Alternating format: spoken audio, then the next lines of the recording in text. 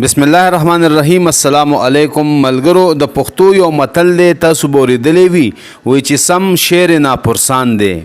د دې متل په شا باندې یو ډېره خوندوره کیسه ده. هغه کیسه به درته نن په ویډیو کې بیانوم، خو د هغې نه مخکې درته د متل مطلب وایم چې یو داسې علاقه یا ښار یا ملک وي چې هلته په قانون باندې عمل نه کیږي. هر یو کس خپله مرضي چلی چې د چا څه په زړه کې راځي هغه کوي او څوک تپوس کولو والا نه وي. نو هغه ټایم خلک وایي چې سم شعر ناپرسان دی. پخوا په زمانه کې یو استاد او شاګردو په مختلف ملکونو او ښارونو به ګرځېده، چکرې به یې وهلې. همدغسې دی یو ځل یو ښار ته راغه، شپه شوه پې دی ځان له په سرایه کې ځای ونیو. استاد یې ستړی و، ډډه شو او شاګرد یې بهر د ښار چکر ته ووتو.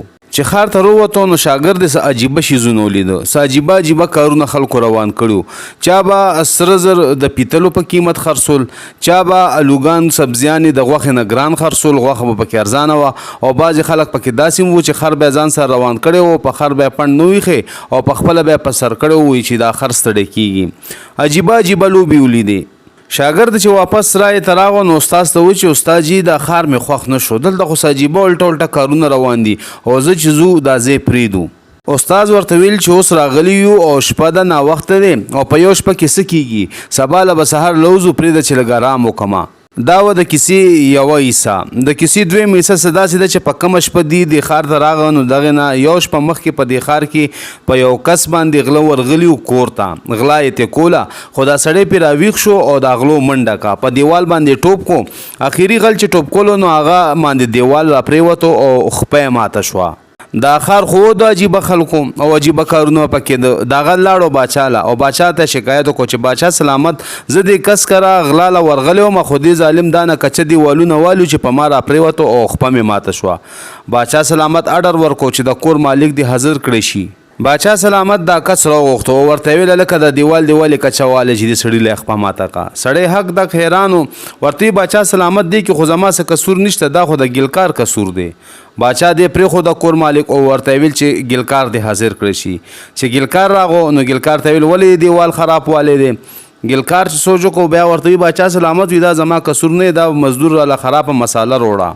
باچا سلامت اډر ورکړو چې ګلکار پرېږدي مزدور راولئ. مزدور پسې لاړه، مزدور یې راوستو. چې مزدور راغو مزدور ته وایي دا ولې دې خرابه مساله جوړه کړې وه. او ورته وایي باچا سلامت ما خو صرف مساله روړه جوړوله، خو هغه بل کس هغه پکې اوبه زیاتې کړې وي. باچا سلامت دا مزدور پرېښو، اډر یې ورکړو چې هغه بل مزدور راولئ.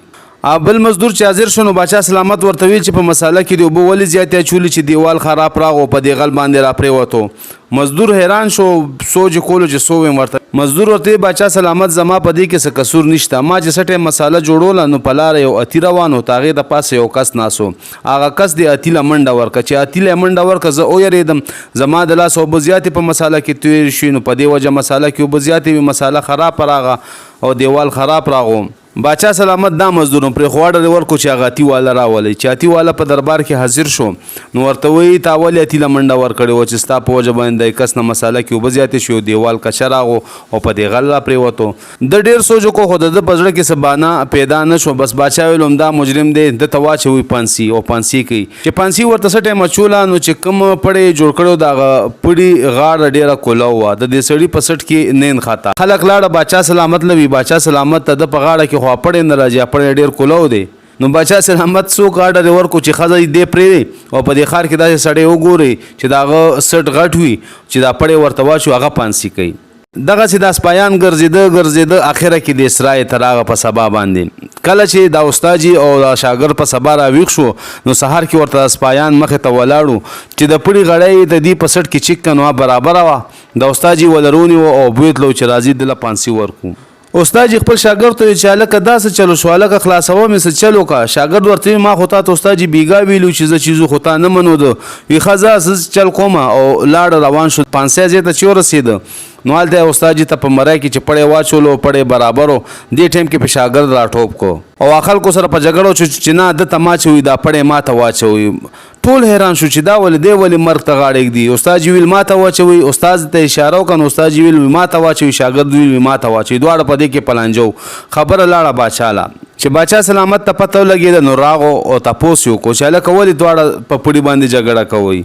شاګرد ورته وی باچا سلامت دا پړې چې چا غاړه ته واچولو او پانسی شو اب ډایرک جنت ته ځي. دا استاد می وې زما او زه ورته نه زما زمونږ لانجه پدې ده چې استاد یو عزت جنت ته تغواړه موزه امزن زونګه فیصله وکړه. باچا صاحب چې دا خبره اوره چې ښه دا چې خبره چې سړی به ډایرک جنت ته ځي وی فیصله ولا کوي تاسو دواړه ځي تاسو دواړه می خلاص کړئ او دا پړې ماته په مرای کې واچوي او دا پړې ماته په مرای کې واچوي چې زه پانسی شم او ډایرک جنت ته ځم.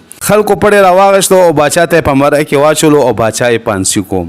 شاګرد استاد ته आवाज کو چې استاد جی راځه چې زو دې نه مونږ بچرته بل خار کې ځان لا پانسیو ګورو او ډایرک به جنت ته لاړ شو او دواړو خپیو کاغلې.